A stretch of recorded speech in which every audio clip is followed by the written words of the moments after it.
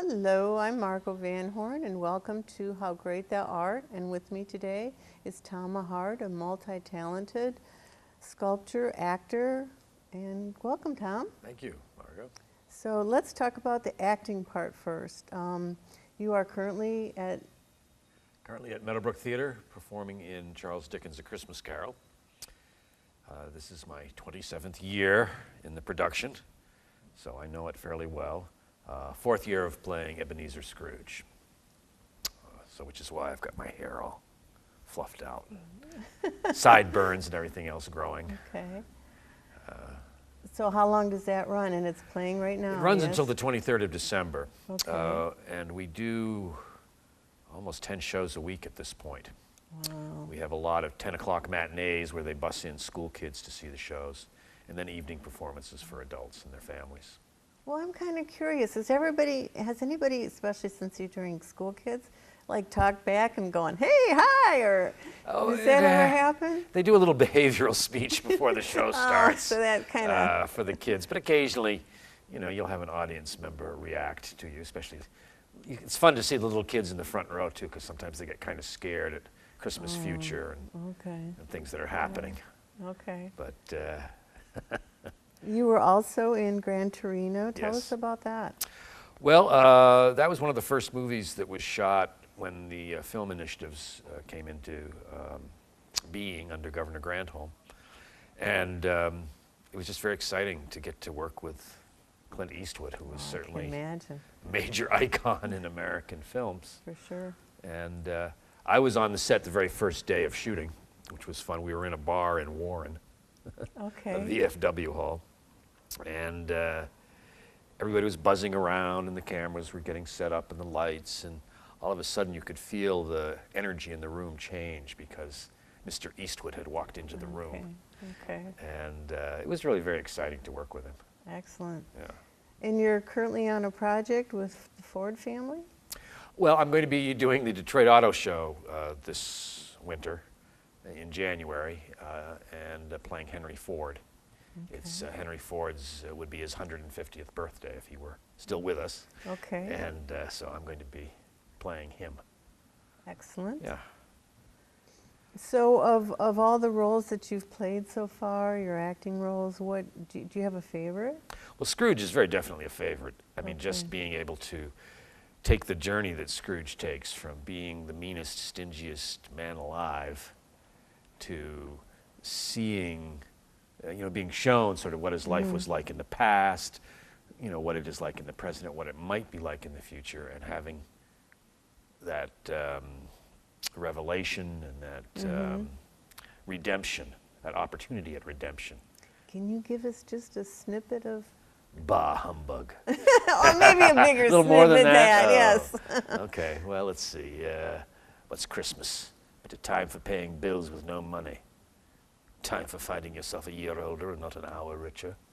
A time for balancing books, finding every item dead against you. If I could work my will, every idiot who goes about with a Merry Christmas on his lips should be boiled in his own fool pudding and buried with a stake of holly through his heart, he should. I can see why the kids would be scared. Now, I'm doing that for a camera. When I'm on stage, I'm doing it for 600 people. Right. So it's a little louder, it's a little, different. Okay, well, it was great. Thank you. Oh, you're welcome. All right. Well, let's get on to a little bit about, unless you want to add something else. No. About... Well, I mentioned that movie that I just finished called Beyond the Mask. Yeah, tell us about that. A lot of it was shot over in Ortonville. Okay. At a farm there that they used. But it's a fascinating plot. It's a story about an attempt to blow up the signing of the Declaration of Independence. So it's a period piece. They put a little ponytail on me. And I was the mad doctor scientist who was inventing the bomb they're going to use to blow it up. And it's called what? Beyond the Mask. Beyond the Mask. Yes. John Rhys Davies was in it. I don't know if you know who he is, but he's very well known as Gimli the Dwarf in The Lord of the Rings, or Indiana Jones' friend in Raiders of the Lost Ark. He's been in a lot of movies, Princess Diaries. You would recognize him if you saw him. All right, cool. Yeah. And when is that? Well, I just finished filming, so it usually takes at least a year for post-production. Oh, that long. Wow. Yeah, Okay. it takes a while. Get everything set and all the All right. distributing things settled. And, Okay. yeah. Very good. That's exciting. Yeah. Good. Anything else in the future that you have? No, I did a movie this summer with Benicio del Toro. I know who he is. Yeah, I was a janitor. So sometimes I count my roles. I don't count the words. I count the syllables that I have. And I Okay. think that was a 9-syllable one. That was good. That was good. Wow. All right. But- Well, isn't it after you have to have a certain amount in order to get paid or something? Oh from the no, I Actors mean, Union?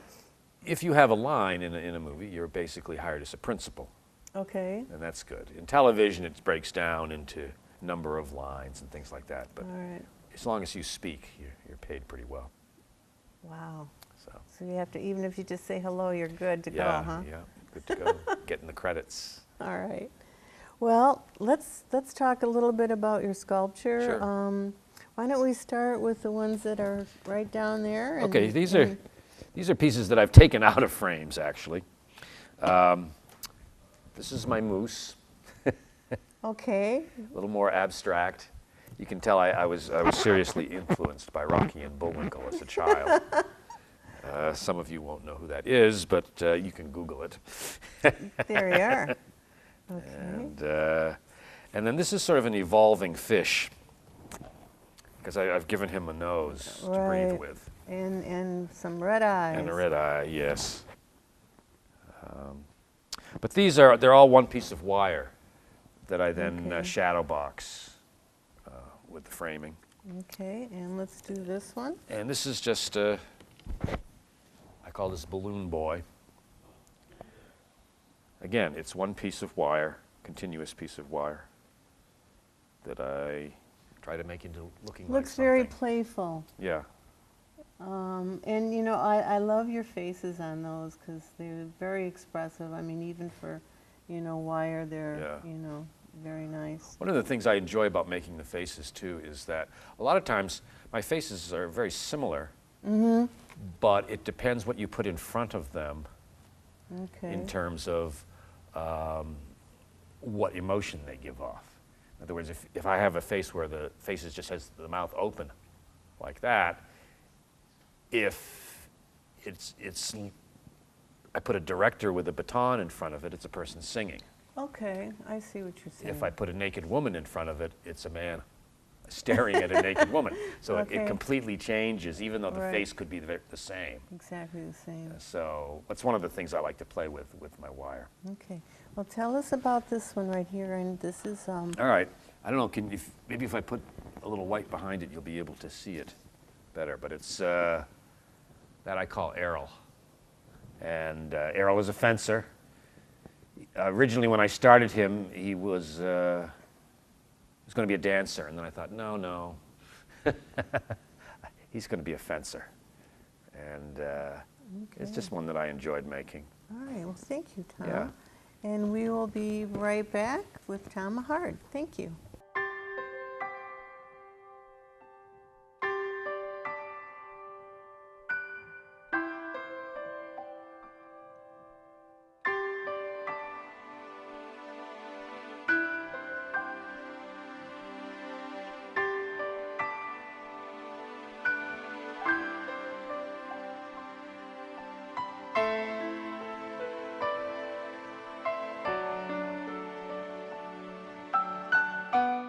Hello, welcome back to How Great Thou Art.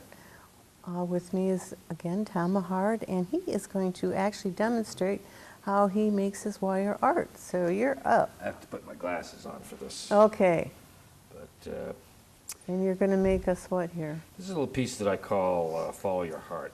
It's a little bigger wire than I usually use to make this, but I'm making a little face to start with. And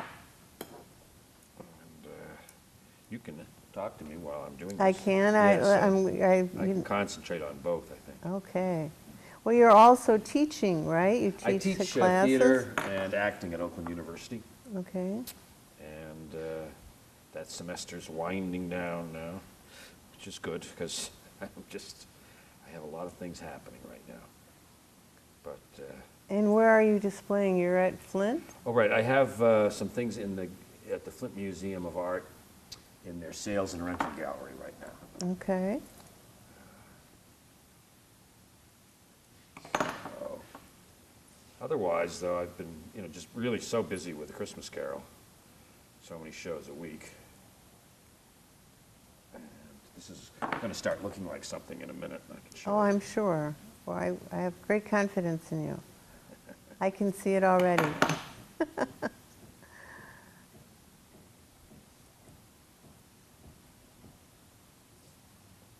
So how did you get started doing this?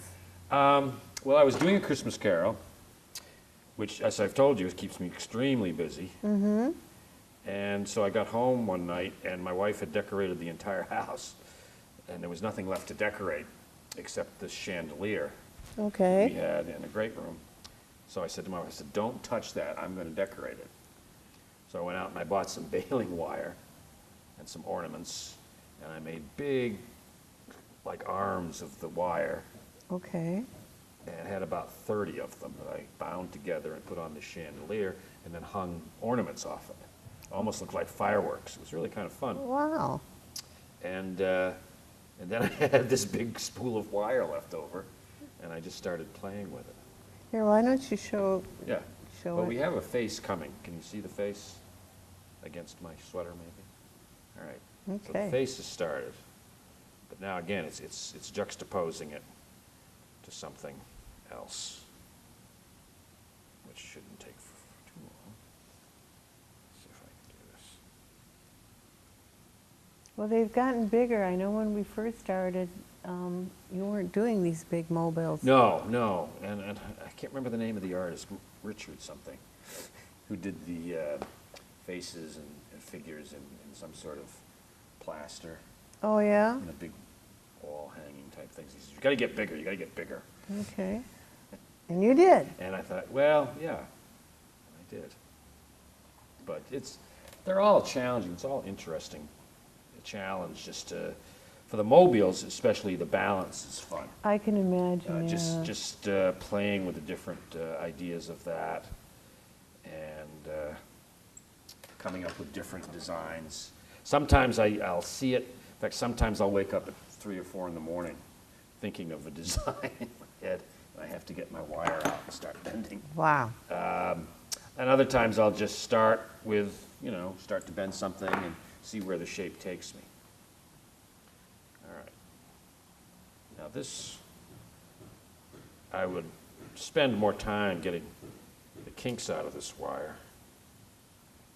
And I'm not totally happy with this piece, but it's give you Well, an idea. in less than 5 minutes, it looks pretty good. The idea is to balance it.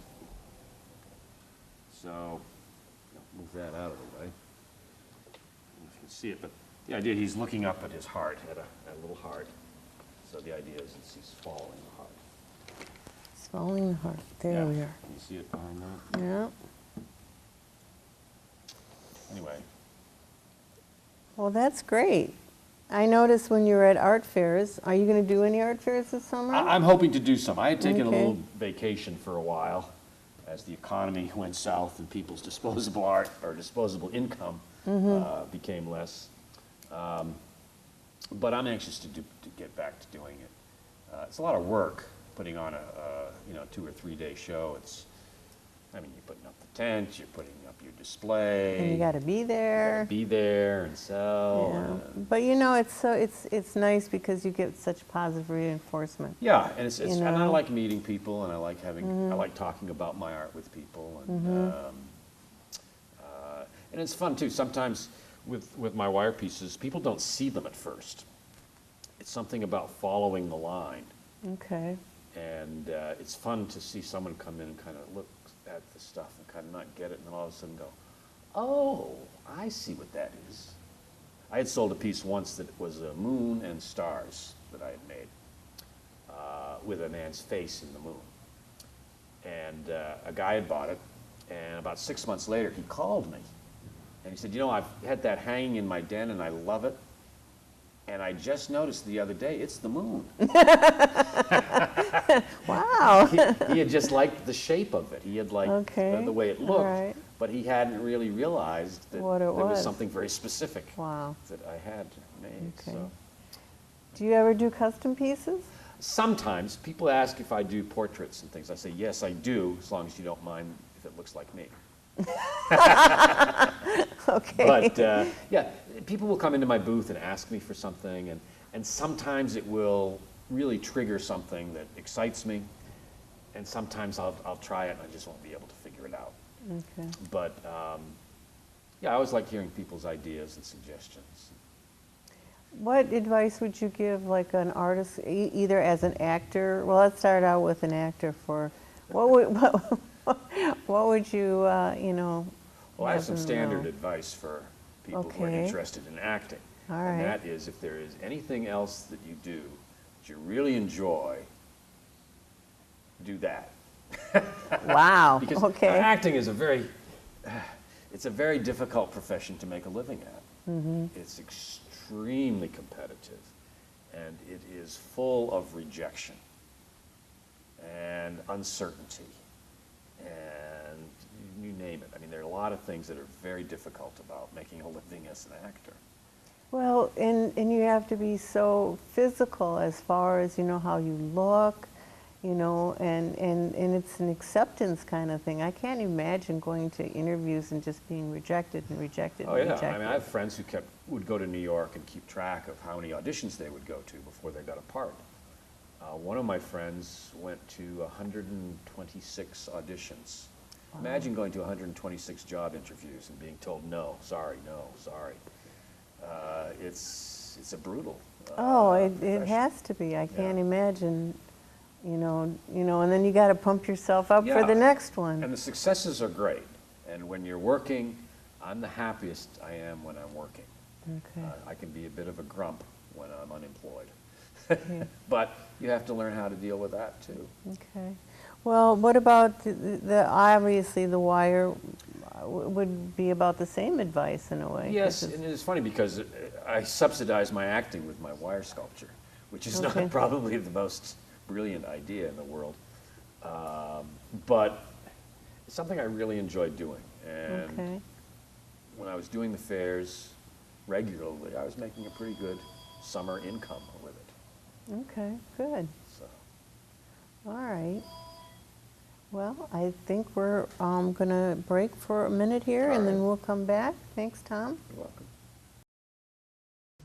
I'm David Custer, and I'm really excited about our new show, Let's Take a Walk. We are going to hit the streets in your community, and we're going to check in with local businesses and show you what's cool and unique and why you should stop into their stores.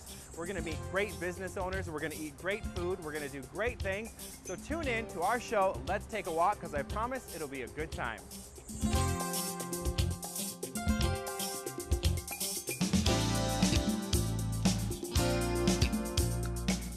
Hello. We're back, and we're back with Tom Mahard, and he is going to do a little sculpture for us with a Christmas theme to it. Yeah, this is going to be a little Christmas mobile. I started my first piece here. The thing about mobiles is starting them from the bottom and working up to the top. So the balance, of course, is the key issue. And with the little Christmas ornaments, you need to secure them so they don't fall off and break into a million pieces on your floor. This will be my bottom piece of the mobile. Got a little stand here that I'm working with. That'll work.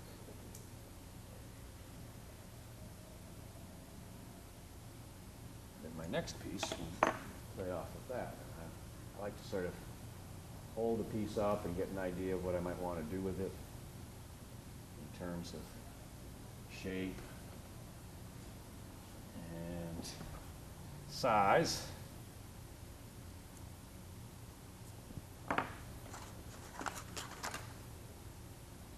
You know, we see sometimes, I want to get back a little Yeah. bit to the acting part.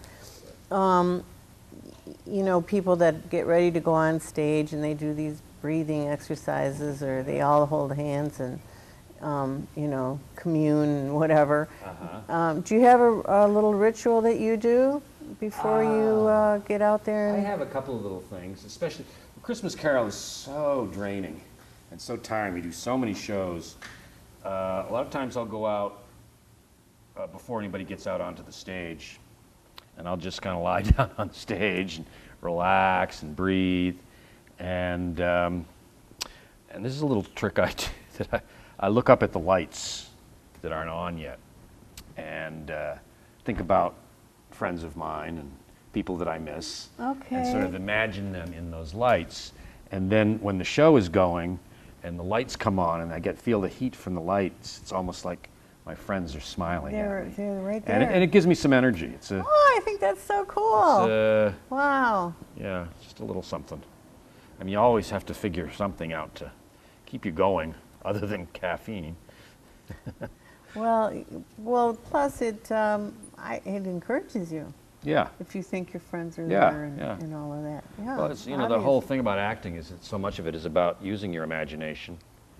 And so if you can use it to help yourself, that's even better.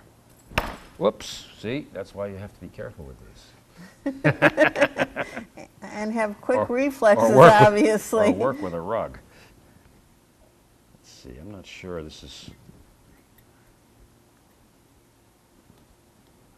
Oh, I'm trying to figure out where my middle point's going to be. I think it's going to be in there. So I'll take this back off. If you had one part that you would really love to play, What parts I'd love to play? Yeah, okay.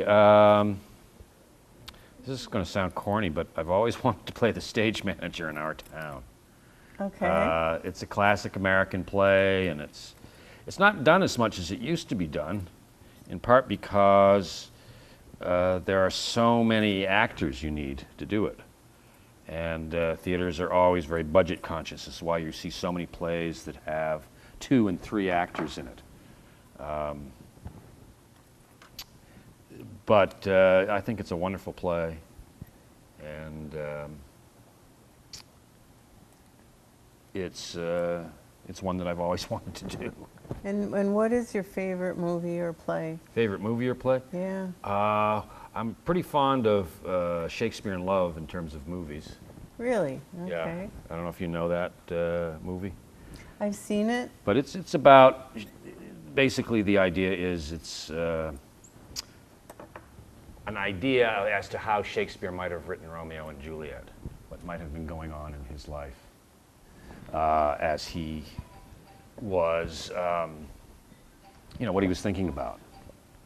And I find it to be fascinating, both as a scholar and just as a movie lover. Okay. And now, one of the things I have to remember to do is sort of tighten these as I go along and make my decisions so doesn't all fall apart at the wrong time. Oh, there's a right time for them to fall apart? No, there is no right time to fall apart.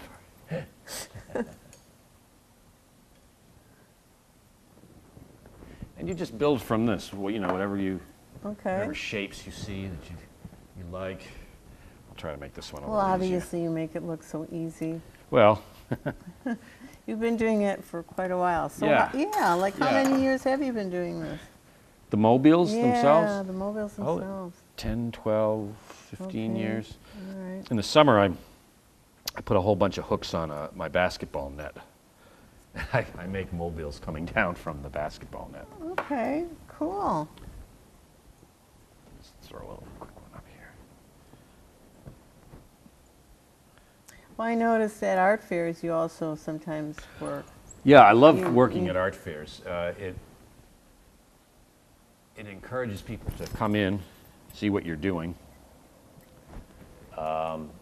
when you're working. And I'm one of the artists who can do that because you know, I can go anywhere with this art and this wire, whereas oil painters can't be setting Yeah, up it'd be their a little canvases tough. or stone cutters or whatever. Makes it a little more difficult. So I try to figure out what the balance is going to be. And the tricky part after you figure out the balance is bending, That to stay.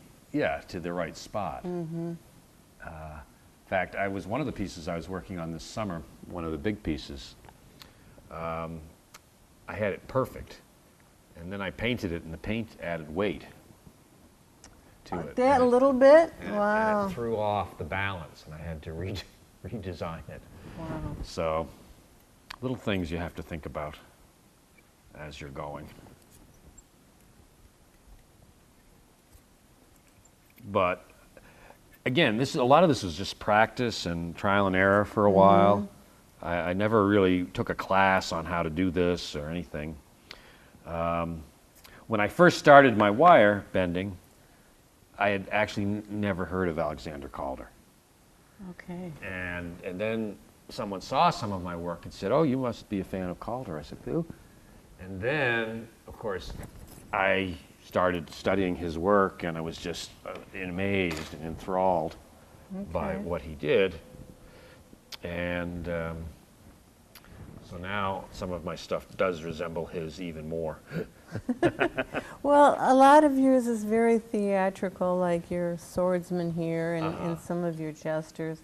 I can see the theater influence in there. Very nice. Yeah.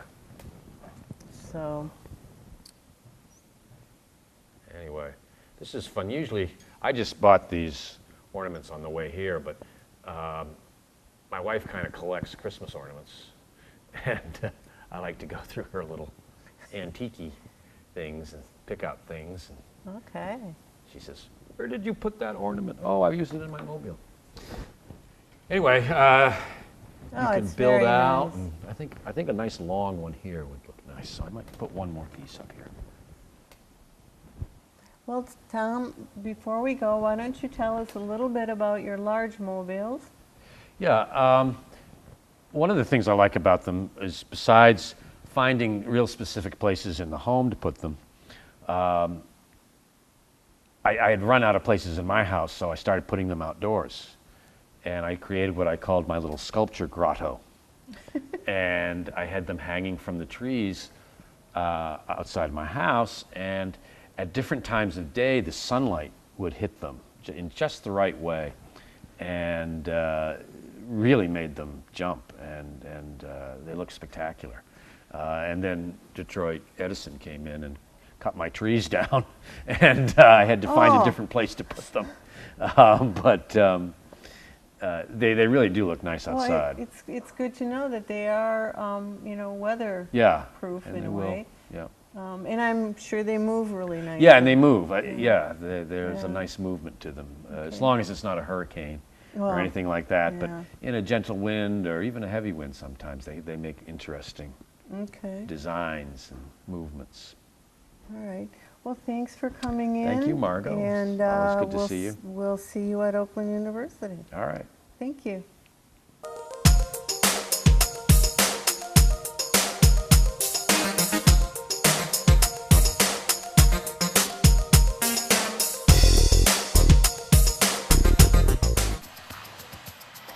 You better get yourself ready. Is the seatbelt on your couch fastened tight? Do you have a file handy for chewed off fingernails? Make sure you do, and hang on tight, because the fat man cometh.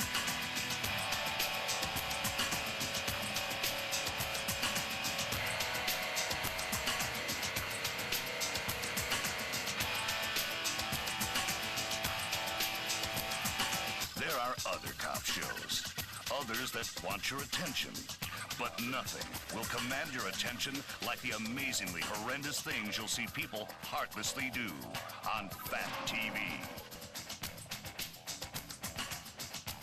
The men and women of Fugitive Apprehension TV.